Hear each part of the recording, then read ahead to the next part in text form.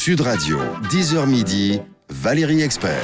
Bonjour Gérard, le vendredi, qu'est-ce qu'il y a? Qu'est-ce qui se passe? Ce jingle, j'adore et bon. Le vendredi, les livres pour passer un bon week-end et une bonne semaine, parce qu'on peut aussi lire la semaine, évidemment. Ouais. Alors vous avez lu ce chef-d'œuvre pour vous? Non, attention, non. Ça c'est un événement, j'adore. C'est les heures indociles, Éric Marchal. Marchal, c'est le monsieur qui avait fait Le Soleil sous la soie. Et c'est vrai qu'on avait dit que c'était le Ken Follett français. Et c'est vrai parce que souvent on fait des comparaisons à la con. Ouais. Enfin, je veux dire, pas bien. Ouais. Comme ça, parce qu'ils sont copains et tout. Et là, pas du tout. Le Soleil sous la soie, c'est devenu une référence. C'est bon.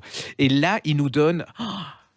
Alors... C'est ce que je dis, je le hais ce type. Parce que j'ai 15 comme vous, je suis comme vous, j'ai 15 livres à lire, on les commence et tout. Alors donc je commence le bouquin, je commence à lire mon bouquin et je n'arrive pas à me concentrer sur le nouveau bouquin parce que je pense à ce truc. Que celui-là c'est voilà. Une drogue ce machin. Ça donc, c'est bien, quand on a envie de retourner à un livre, horrible, ça veut dire c'est que horrible. c'est... Mais alors là, c'est symptomatique. Si vous êtes comme ça, c'est que... Alors, on est à Londres dans le début du siècle. Alors, il y a plein d'histoires qui s'enchevêtrent. Vous êtes... Alors, c'est l'histoire des suffragettes. Vous avez Olympe. Ouais. Olympe, alors, elle en veut... voilà, elle est disciple de la... Je ne sais plus comment elle s'appelle, Pankhurst, qui est une des plus grandes suffragettes anglaises. Et là, elle va vous décrire tout ce qui se passe pour... Elle va manifester, elle va se faire arrêter, elle manque de se faire violer. C'est tout le combat de ces femmes au quotidien, mais vivant. C'est-à-dire que ce type rend vivant l'histoire. Il raconte l'histoire, il le resitue dans le contexte avec tout ce qu'il y a. Voilà, mais c'est pas une thèse historique, mais vous en apprenez autant que la thèse historique, mais surtout au niveau humain, parce que on a souvent, alors j'en reviens toujours au même, l'histoire est écrite par des hommes, donc quand les hommes écrivent sur les suffragettes, ce sont des bonnes femmes avec des parapluies, qui s'emmerdaient, et qui disaient, entre deux tasses de thé, on va aller se défendre, et c'était des harpies. Pas du tout, c'était des femmes intelligentes qui savaient exactement ce qu'elles voulaient, puis qui voulaient vivre leur vie face à une société conservatrice. Quand j'ai dit ça, très universitaire, c'est en fait, voilà, c'est le cadre. C'est le cadre, mais sauf que là, on est dans la vraie vie, on est dans femme avec ses amours, sa passion, ses envies de réussir, elle va s'en prendre plein la tête, il lui arrive plein de choses. Et puis, à côté de ça, ça se passe dans un hôpital qui s'appelle le Barts. Et là, il y a un médecin. Qui est anamite. Alors, anamite, je ne savais pas ce que ça voulait dire, mais en fin de compte, c'est quelqu'un qui vivait dans les colonies françaises. Il est français, mais qui était, je pense, le Vietnam ou le Tonkin, je ne sais plus comment on appelait ça. Et lui, c'est un fanat d'acupuncture. Et il va rentrer dans cet hôpital. Et c'est la confrontation, vous savez, de l'acupuncture, enfin, cette médecine que les Occidentaux... je ne connaissais pas du tout, donc c'est vraiment la découverte. Pas du tout. Ouais. Et lui, il va essayer. Alors, ils sont jaloux les autres parce qu'il arrive à faire des choses que les Occidentaux ne comprennent pas, mais c'est quand même un milieu intelligent, donc vous allez voir comment ça va être accepté. Lui, en plus, il va soigner les quartiers pauvres. Alors ça, c'est génial aussi parce qu'il vous fait découvrir la pauvreté des quartiers de l'East End à Londres. Il y a un type qui s'appelle l'apôtre là-dedans. Vous savez pas ce que c'est. C'est un suspense génial. Vous commencez... Ça devrait être sur Netflix. Moi, je vous fais ça fait 3 série, saisons là-dessus. Ah ouais, je vous fais 3 saisons là-dessus. C'est une fois que vous êtes imbragué là-dedans. Et alors, ce qui m'a fait plaisir, c'est qu'il y a des tas de gens, j'ai reçu des mails de gens qui me disaient « Je ne lisais plus ». Et j'ai commencé à relire grâce à ce roman. Donc, si vous avez un peu des difficultés, si vous en avez marre en Go, Yann Wax... Oui, c'est ça, ou de prendre des livres qu'on repose... tous ces gens qui n'ont rien à dire et qui font du buzz, ça ne fait pas de buzz. La couverture, elle est géniale. C'est vraiment un feuilleton. J'adore. Je ne sais pas comment vous le dire, mais ça devrait être en tête de toutes les têtes de... Voilà. De livres. Si vous avez un livre à lire ce mois-ci, lisez ça. Vous allez relire Le Soleil la soie. Il a écrit plein de trucs, c'est génial. Ça va vous remettre à la littérature. Quoi. On peut commencer effectivement par Le Soleil sous la soie, c'est en poche, en pocket. Mais ça, oui, vous me donnez envie de le lire. J'adore les enfants, je vous jure. Je ne sais pas comment vous le dire parce que je ne sais pas comment le raconter, mais il y a plein de trucs. Donc Londres, 1908, une suffragette, un médecin anticonformiste, un aristocrate. Super sympa, elle. Voilà, chacun est un rebelle. Et puis il y a un aristo, genre punk, rebelle, complètement déglingué. J'adore. Éric Marchal, Les heures indociles. Alors vous dites des gens qui racontent leur vie pour ne rien dire. On en a eu beaucoup à la rentrée. Voilà. Alors, moi, je voulais vous parler d'une femme qui, elle, raconte sa vie, mais qui n'a pas rien à dire. Elle s'appelle Maria Doyle. Elle est chanteuse irlandaise. Moi, je l'ai rencontrée, cette femme. Aveugle. On ne voit bien qu'avec le cœur. Ça vient de paraître chez Plomb. Elle raconte sa vie. Alors, sa vie, c'est effectivement, on ne sait pas bien par où commencer parce que Elle est devenue aveugle à l'âge de 9 ans, mais surtout, elle a une vie incroyable. Et c'est l'Irlande des années 60 qu'elle raconte, la pauvreté, Ouais. ces gens qui vivent en mangeant des pommes de terre, où c'est vraiment la misère totale. Elle a été conçue à 17 ans. Sa mère, rejetée par sa famille parce que c'était la honte d'être enceinte, est envoyée dans ce couvent du Magdalene's Sister. Enfin, vous vous souvenez Affreux. du Ouais, film ouais. horrible. Et donc, elle est finalement retirée de cet orphelinat avec sa mère. Elle rentre chez elle. Et puis, à l'âge de 9 ans, elle devient aveugle. Et en fait, elle dit, j'ai jamais voulu être aveugle. Enfin, évidemment, j'ai jamais voulu que ce soit un handicap. Et donc, toute sa vie, elle a fait comme si elle n'était pas aveugle. Elle s'est enfuie de l'orphelinat. Et elle s'est mariée. Elle a eu des enfants. Elle a 7 enfants. Mais surtout, elle chante. Elle a représenté l'Irlande à l'Eurovision. C'est une vie, mais incroyable. Là aussi, vous êtes pris dans sa vie. Vraiment, allez-y. Puis je trouve qu'avec nous, on se plaint de nos moindres bobos. Et puis tous ces gens, il y a plein de gens comme ça extraordinaires. Hein. C'est pas ceux en plus qui se vantent, Ouais, parce que vous avez plein de neuneux qui se vantent de leur petite misère. ouais. Vous avez des gens comme ça, c'est Tony qui perd. Ouais. D'ailleurs, je vous reparlerai la semaine prochaine. Je vous le montre là parce qu'on n'a pas le temps pour ce.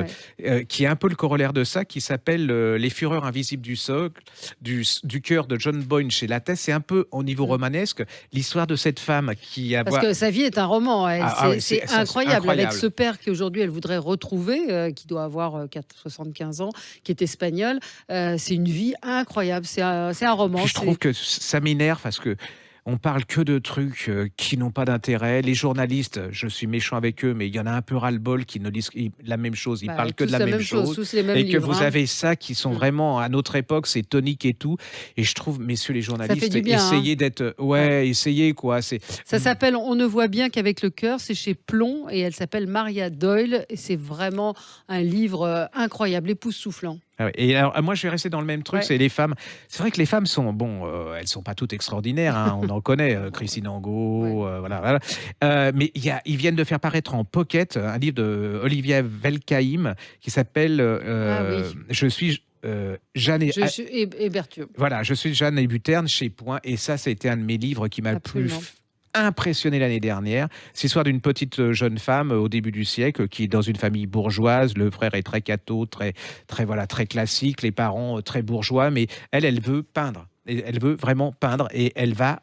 Alors, ils lui permettent de peindre, mais alors vous savez, le genre, comme on faisait à cette époque, comme on faisait du tiens, ma crochet et de la petite, dans tricot. un coin pour t'occuper. Et tout. Et là, Sauf que, elle va rencontrer Modigliani. Voilà. Et là va commencer une passion incroyable. Entre parenthèses, je trouve que le mec, même s'il avait beaucoup de handicap au niveau de la maladie et tout, il la méritait pas trop. Et bon, alors ça va être une passion incroyable. Il va faire énormément de peintures. Si vous êtes dans les musées, il y a plein de peintures d'elle. Ils vont avoir des enfants. Et la fin est absolument abominable. J'en ai encore des frissons. Ouais. Parce que je raconte cette fin parce que je trouve que tout le livre est résumé là. Elle est enceinte, il va mourir. Tout le monde l'abandonne, ses parents. Elle saute par la fenêtre avec son bébé, hein, elle est enceinte. On ramène le corps chez le frère et le frère dit « Je ne la connais pas, ramenez-la chez Modigliani ». Modigliani est mort et elle va être enterrée. Alors c'est ça incroyable parce que c'est deux êtres qui s'adorent. Il y en a un qui est avec les honneurs parce que c'est le début des honneurs au Père Lachaise avec tous ses copains célèbres. Et puis elle va être dans un tout petit cimetière, même sans famille, rien abandonné.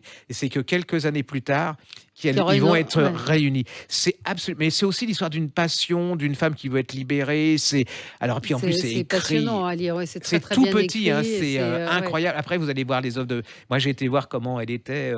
Oui, vraiment. Parce qu'il l'a peinte. Elle était. C'est une passion. C'est vraiment une passion. Et je trouve que si vous êtes une femme, vous allez voir que si vous avez la liberté, c'est un peu grâce à ces femmes qui sont un peu sacrifiées pour arriver. Pour moi, c'est une splendeur ce bouquin. Ça s'appelle Je m'appelle Jeanne Eburten. Ebuterne, voilà. Olivia Elkaïm, et ça coûte 6 €. Ça existe en collection, de poche. Un petit mot quand même pour vous rappeler, je vais faire comme Gérard, je suis pas contente. La première émission, je vous avais parlé d'un de mes livres préférés de la rentrée qui s'appelle J'ai couru vers le Nil de l'écrivain Alaa El Aswani. C'est vraiment un chef-d'œuvre. C'est un livre qui est interdit en Égypte, il faut le savoir. C'est un type qui est d'un courage incroyable. D'abord, c'est un livre passionnant, au-delà de son courage et de tout le mérite qu'il peut avoir. C'est un livre formidable, vous l'avez lu. Là aussi, on rentre dedans, on est pris par les personnages. C'est la révolution égyptienne. C'est un raconteur d'histoire. Hein. C'est un raconteur d'histoire. Il dit beaucoup de choses sur la religion, les imams hypocrites qui lui font penser à Tartuffe. Il y a des scènes d'anthologie, justement. Et puis, ces jeunes qui ont décidé de faire la révolution, ce professeur bourgeois, grand aristocrate égyptien qui se mêle à la révolution. Et quand on voit sur quoi ça va déboucher au plus. Voilà. Il y a le personnage qui est dans les services secrets, c'est un personnage incroyable Ouais. au niveau du sexe. Vous allez voir comment il va faire l'amour à sa femme alors qu'elle est laide et qu'il en a pas envie. Vous allez voir comment il va le faire. L'hypocrisie au somme. Enfin, Il y a une présentatrice de télévision qui, pareil, monnaie ses charmes et réussit à devenir directrice d'une station de télé. Enfin, c'est des personnages incroyables et ouais, vous les ouais. voyez, vous les vivez, ils sont de chair. Donc c'est injuste, allez-y. Injuste, ouais. Ça s'appelle J'ai couru vers le Nil à la Ella Soigny et c'est chez Actes Sud. Faut rappeler que c'est le gars qui a écrit L'immeuble l'immeuble Yacoubian qui avait eu un gros succès. Absolument. Voilà. Et si vous aimez ce livre, allez-y parce que c'est vraiment incroyable. Alors, Un petit polar. dernier, un polar. Ouais. Philippe Leroy. Ah, ça, c'est désespérant aussi. Philippe Leroy. Le 9e naufragé. Oui, là, c'est aux éditions du Rocher. Ce type, il va abandonner d'écrire parce que les journalistes n'en parlent pas beaucoup, alors que pour moi, c'est un des fleurons du polar français. Là, on est sur une île. C'est 9 personnages qui sont connus sur Internet, sur Facebook, et qui décident de faire une croisière. Ils louent un bateau à Palma. Ouais. Le problème, c'est qu'on va les retrouver sur une île. Le bateau a coulé, ça a pris feu. Et sur les 9, il en manque un. Et il y a une jeune femme qui est profileuse, on dit ça, profileuse, ouais, et qui est dépêchée. Alors c'est sur une île hyper compliquée parce que c'est revendiqué par Gibraltar, le Maroc, la France, vous voyez le magma et tout. Et là, le rôle de cette femme, c'est de découvrir est-ce qu'il est mort, qui l'a tué, et c'est 8 personnages incroyables, c'est un suspense. Moi, je l'avais en vacances, au bord de la piscine, il se battait pour avoir ce bouquin, parce que c'était vraiment incroyable. Et personne ne parle de ce truc, de ce roman. Et ce type, il risque de ne plus écrire. Alors, encore une fois, messieurs les journalistes, si vous pouviez faire l'effort... Mesdames, il y a beaucoup de femmes aussi. Pourquoi messieurs ? Messieurs, dames. Ouais, je dis que les femmes sont plus cool. Alors bon, non, les femmes sont aussi mauvaises que les hommes à ce niveau-là. Il y en a, je vous rappelle, des critiques littéraires qui ont dit qu'elles ne lisaient pas de polar parce que ça racontait pas d'histoire. C'est cela, oui. Allez, c'est aux éditions du Rocher. Lamberterie ou voilà. Oui, elle l'a écrit dans son livre. C'est aux éditions du Rocher, le 9e naufrage de Philippe Leroy. Donc vous nous garantissez un suspense. Allez-y, parce qu'en plus ce type, il va arrêter d'écrire alors que c'est un truc fabuleux. Et ben voilà, on a de quoi lire. Ah si, il y avait ça, le club des 5 arrête le gluten. Énorme, mais Gérard est arrivé avec ça. Je lui dis mais c'est une blague. Ça, il me dit non, c'est pas une blague. Le club des 5 arrête le gluten. Non mais n'importe quoi. Et en fait, c'est un pastiche. C'est le club des 5 pour adultes, c'est ça. Voilà, c'est et on veut leur publié faire chez bouffer Hachette. du gluten alors qu'ils adorent les religieuses, les trucs. C'est un quintessence du bobo. Et alors là, je vais me faire l'ennemi d'un arrondissement de Paris. C'est parfait pour le 11e arrondissement et toutes les boutiques bio. Vous payez le chou-fleur bio à je sais pas combien, le poireau. Alors le poireau, comme dit Blanche Gardin, vous le gardez, c'est comme si vous aviez une orchidée, vous voyez, vu le prix du poireau. C'est absolument merveilleux. C'est à mourir de rire et c'est alors une satire de notre société, d'une certaine classe de la population. C'est top de chez top. Mais qui est-ce qu'il a écrit ? Parce qu'il y a marqué Enid Blyton, donc... Regardez, il s'appelle... écrit par Bruno Vincent, d'accord. Voilà, donc c'est une parodie du Club des 5 et donc si vous avez aimé le Club des 5, tiens, je vais vous le piquer. Allez-y.